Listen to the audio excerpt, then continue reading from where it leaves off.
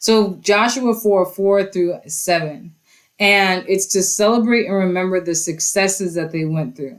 So Joshua 4:4-7. So Joshua called together the 12 men he had appointed from the Israelites, one from each tribe, and said to them, go over before the ark of the Lord your God into the middle of the Jordan. So he's going to have the representatives from the tribes of Israel place stones in the water so they can remember the crossing over.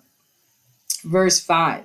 And he said to them, go over before the ark of your Lord, your God, into the middle of the Jordan. Each of you is to take up a stone on his shoulder according to the number of tribes of Israel, so the 12 tribes, to serve as a sign among you. In the future, when your children ask you, when your children ask you, so this was meant to be a memorial, a remembrance. What do these stones mean?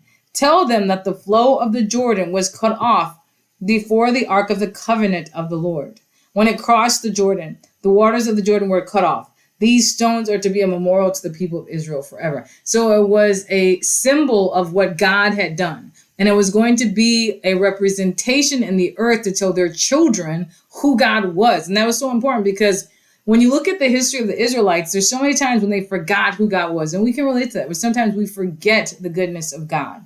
We forget what God has done. We forget how much he's brought us through, that we're alive and well, that he's delivered us, that we've been set free, that we're healed, that we have prospered, that we have lived in abundance, that he's blessed us, he's multiplied us, that we have gone through so many situations. He's delivered us from harm. He's rescued us. He's prepared a place for us in the presence of our enemies. And even in the midst of our mistakes, he's forgiven us and been gracious and merciful. He continues to bless us even when we mess up. He's faithful when we're not faithful. When we consider all of that and the goodness of God, how can we not but serve him?